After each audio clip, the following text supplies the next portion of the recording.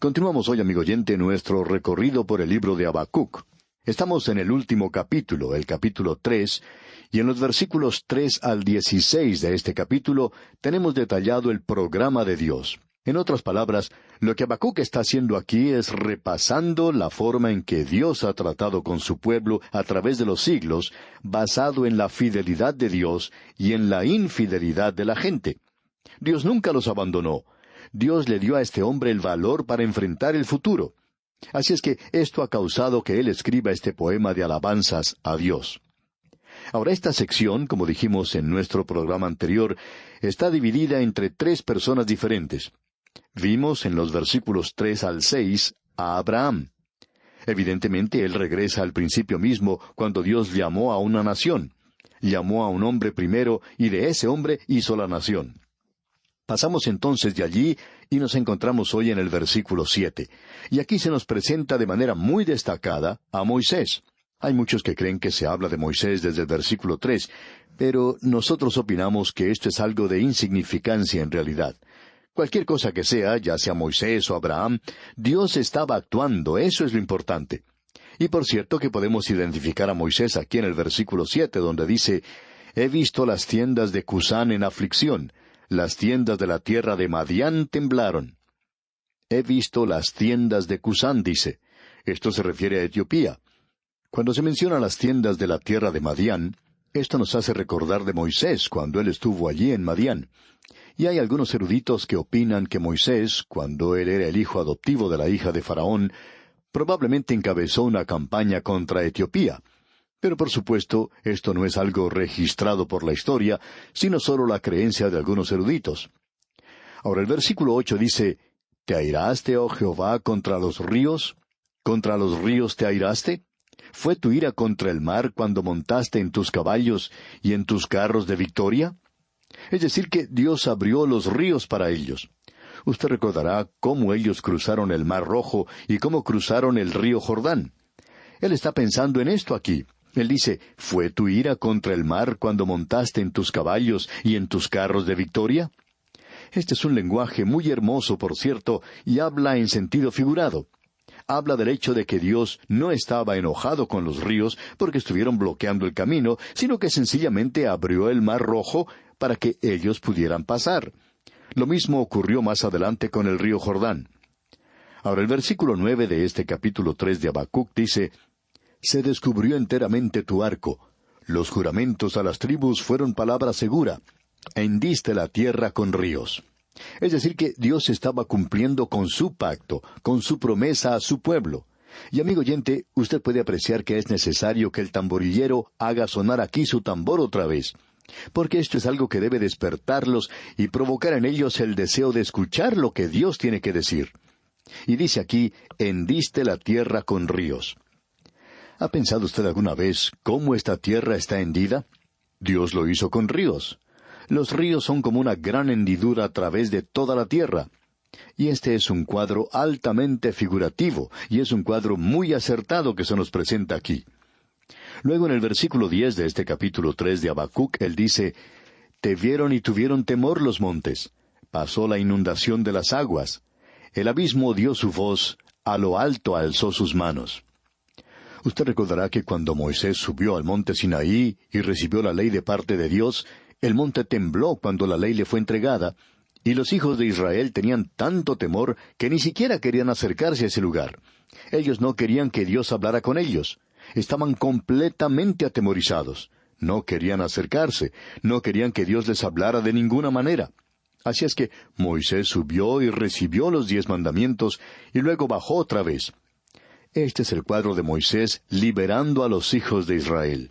Dios había hecho un pacto con Abraham y lo cumplió. Ahora Dios ha hecho un pacto con Moisés y también lo ha cumplido. Él les libró de la tierra de Egipto. Llegamos ahora al versículo 11, y vamos a ver aquí a Josué. Creemos que de una manera muy definida, por cierto, Josué se encuentra en el fondo de lo que se menciona aquí. Como dijéramos en nuestro programa anterior, los nombres de estas personas no son mencionados, porque aquí se está hablando de los hechos que Dios ha realizado.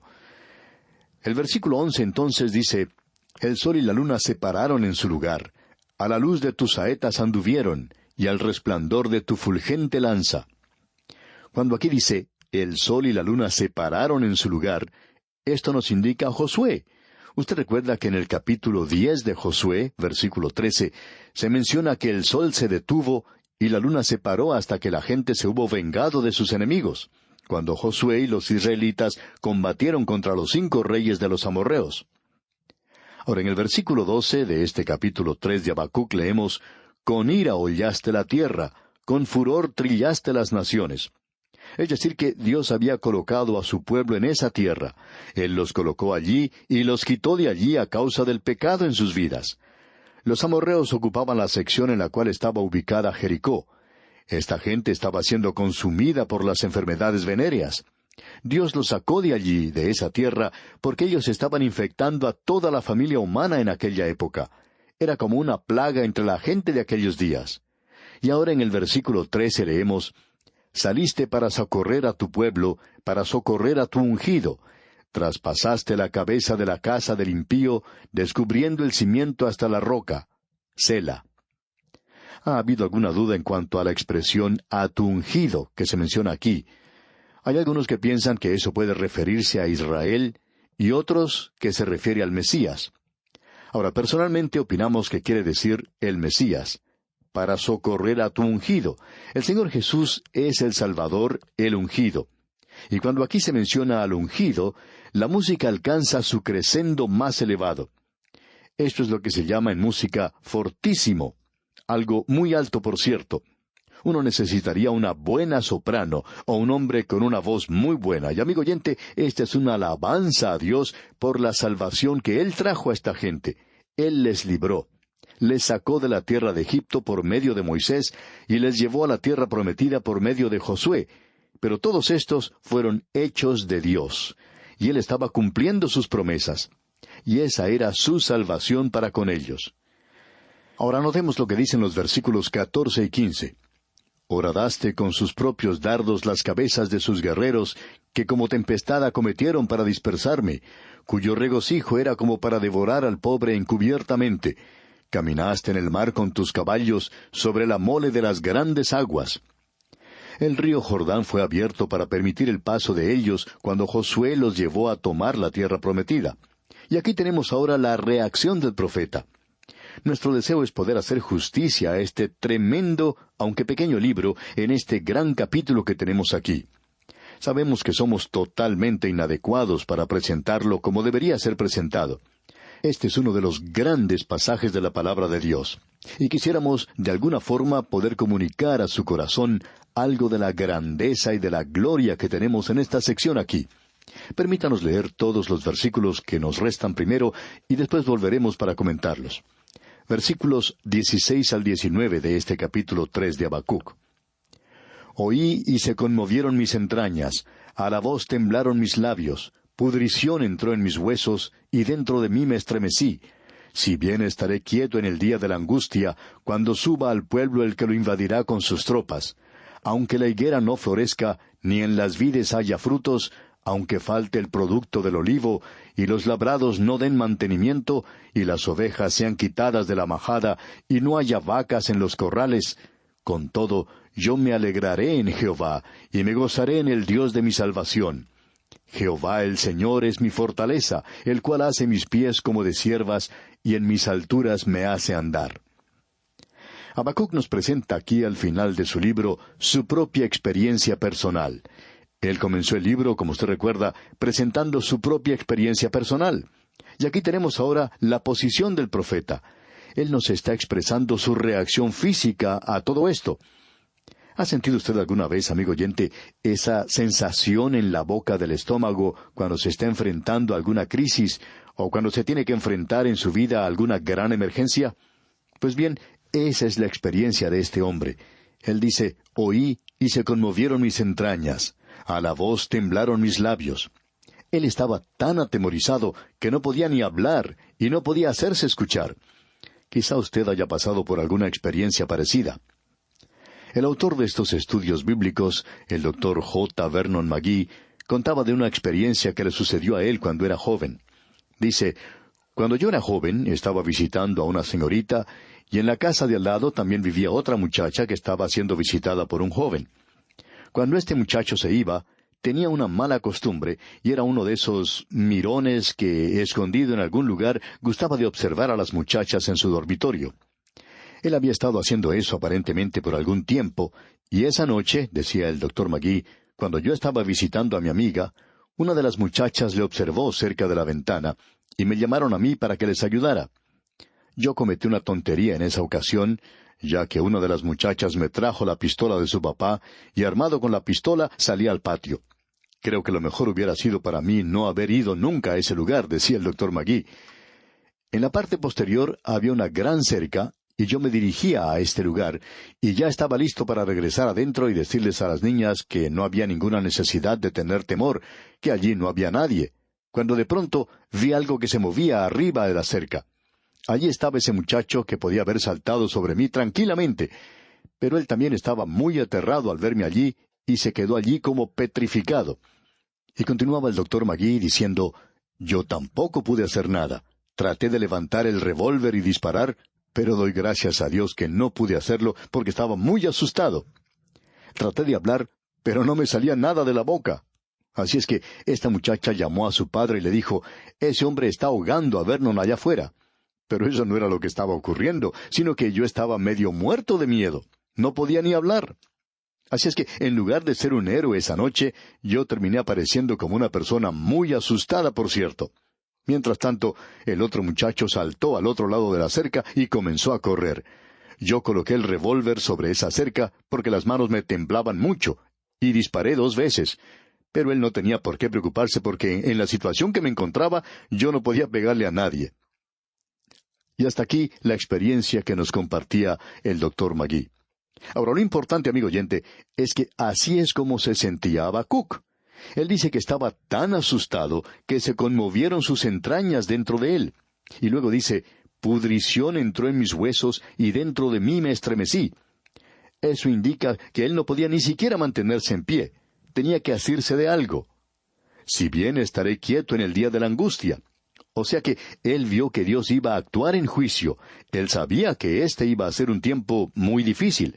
Pero a pesar de todo, él dice en la primera parte del versículo 17, aunque la higuera no florezca, ni en las vides haya frutos, o sea, aunque no haya nada allí, él dice, con todo, yo me alegraré en Jehová, y me gozaré en el Dios de mi salvación.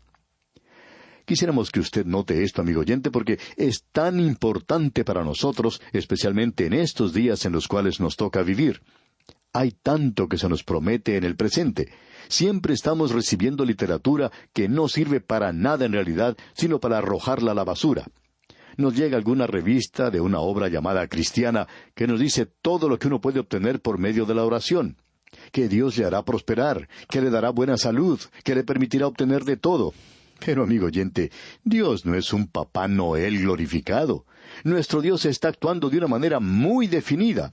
Y si usted quiere una respuesta para sus problemas, la respuesta está aquí. Y la respuesta es sencillamente esto, que Dios es la respuesta para nuestros problemas.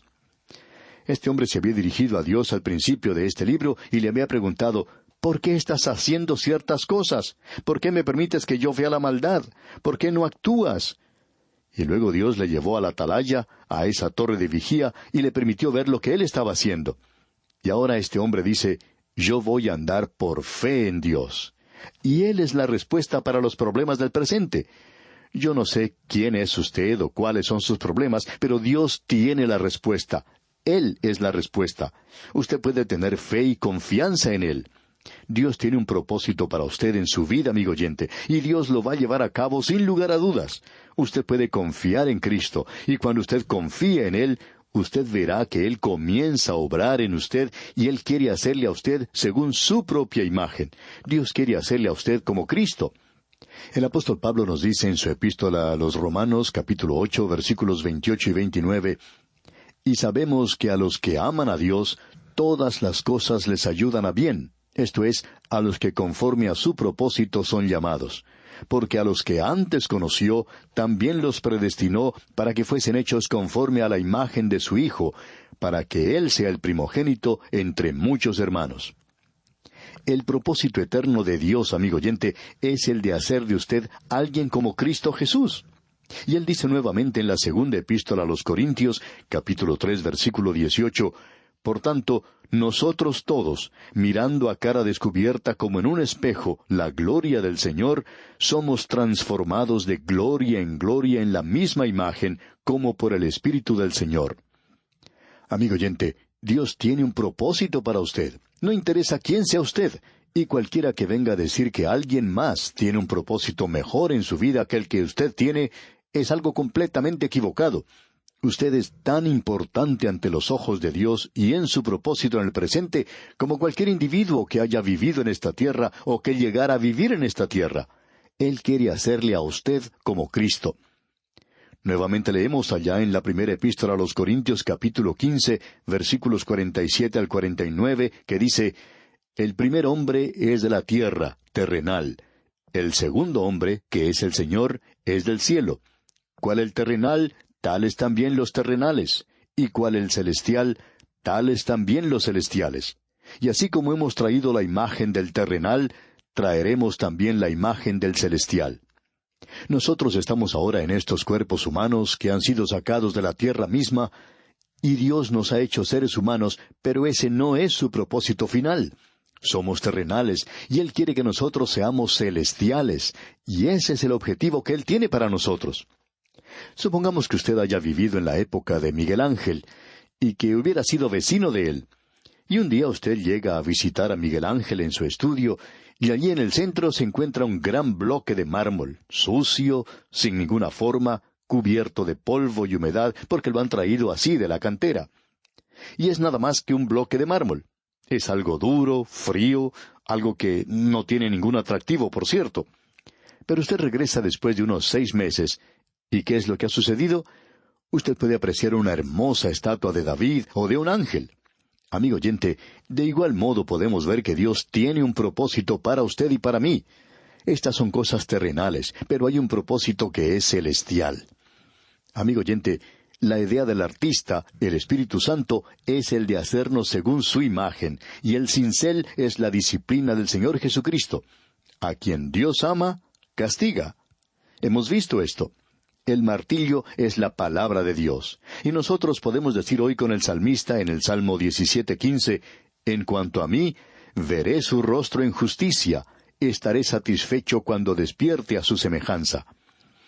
Amigo oyente, Dios es la respuesta a sus preguntas, y Dios es la respuesta a sus problemas. Así es que no importa quién sea usted o dónde esté, usted puede regocijarse en Él y se puede regocijar en su salvación, y decir con este hombre, quien era muy pesimista al principio, pero que ahora puede decir, me gozaré en el Dios de mi salvación. Y el libro había comenzado con una nota triste, pero termina en gloria. Había comenzado con una pregunta, pero concluye con un signo de admiración poderoso. Concluye con este salmo magnífico. Que usted y yo, amigo oyente, seamos animados, seamos entusiasmados por la palabra de Dios. Y así llegamos al final de nuestro estudio de este tremendo libro de Habacuc. Que Dios derrame sobre usted sus ricas bendiciones.